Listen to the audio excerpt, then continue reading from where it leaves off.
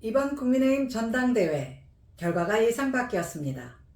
지난 8월 26일 당원과 국민의 선택으로 장동혁 대표가 당선됐습니다. 하지만 중요한 건 지금부터입니다. 보통 전당대회가 끝나면 이른바 컨벤션 효과가 나타납니다. 지지율이 오르고 주목도가 올라가는 겁니다. 그런데 이번에는 어땠을까요? 전당대회 직전에 국민의힘 지지율은 36.7%였습니다. 그런데 전당대회가 끝나고 오히려 36.1%로 0.6포인트나 떨어졌습니다. 반면 민주당은 같은 기간 39.9%에서 46.7%로 급등했습니다. 컨벤션 효과는커녕 컨벤션 역풍이 불었다는 겁니다.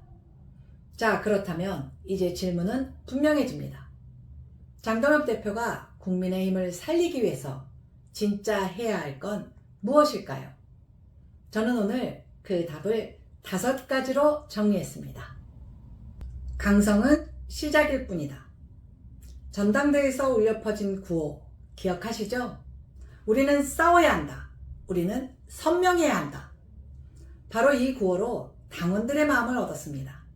하지만 문제는 강성이 답은 아니라는 것입니다. 강성은 응급처치입니다. 심폐소생술로 잠시 숨은 붙일 수 있지만 그걸로 환자가 건강해지지는 않습니다. 싸우자는 외침만으로는 국민 전체의 마음을 얻을 수 없습니다. 따라서 장동혁 대표의 강성 리더십은 출발점일 뿐 이제는 설득과 확장으로 가야 합니다. 정책으로 증명하라. 정치는 결국 성적표입니다. 말이 아니라 국민이 체감하는 결과로 평가받는 겁니다.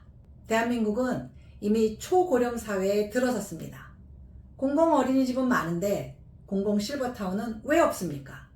이재명 정부의 민생회복 소비 쿠폰에 예산이 무려 13조 9천억 원이 듭니다. 그 돈이면 공공 실버타운 505개를 지을 수 있습니다. 5만 명의 어르신을 돌볼 수 있고 매년 2,500명의 고독사를 예방할 수 있습니다. 쓰고 사라지는 15만 원 현금 지원보다 지속 가능한 복지 인프라가 더 큰 미래를 만듭니다. 국민의힘이 진짜 변하려면 말이 아니라 정책으로 증명해야 합니다. 청년을 위한 공정과 기회의 사다리를 세워라. 조국 전 장관이 2030이 보수화됐다고 말했을 때 청년 여론은 싸늘했습니다. 조국 사면에 대한 여론조사 20대는 절반 이상이, 30대의 62%가 반대했습니다. 청년들이 보수화된 게 아닙니다. 그들은 위선 정치의 환멸을 느낀 겁니다. 청년들은 기득권보다 위선을 더 싫어합니다. 그래서 지금 필요한 건 해석이 아니라 해법입니다. 정치가 직접 보여줘야 합니다. 투명한 과정, 공정한 기회, 납득 가능한 결과. 이 사다리를 세워주지 않는다면 청년은 정치로부터 완전히 등을 돌릴 겁니다. 오만과 싸워라. 조국은 입시 비리와 직권 남용으로 징역 2년을 확정받았습니다. 그런데도 민주당은 기어이 사면을 했습니다. 여론은 어땠습니까? 국민의 60% 이상이 반대했었습니다. 보좌진 갑질로 낙마한 강선우 의원, 국민 60% 이상이 부적격이라고 답했습니다. 그런데도 민주당은 감싸고 두둔했습니다. 이게 바로 정치적 오만입니다. 국민은 이미 그 오만함에 등을 돌렸습니다. 장동혁 대표가 국민의힘을 살리려면 민주당의 오만과 싸워야 할 뿐만 아니라 국민의힘 당 안에서도 똑같은 오만을 경계해야 합니다.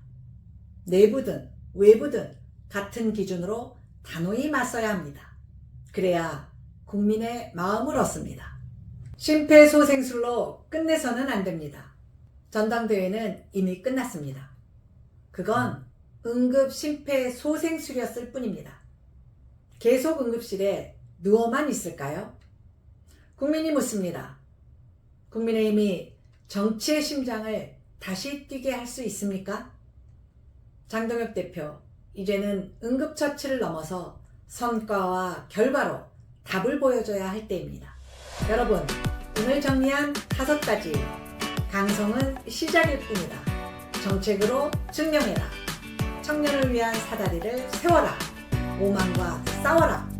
심폐소생술로 끝내지 마라. 저는 이 5가지가 바로 장동혁 대표가 국민의힘을 살릴 진짜 방법이라고 봅니다. 여러분 생각은 어떠신가요? 댓글로 의견 남겨주시면 더 깊이 토론해 보겠습니다. 감사합니다.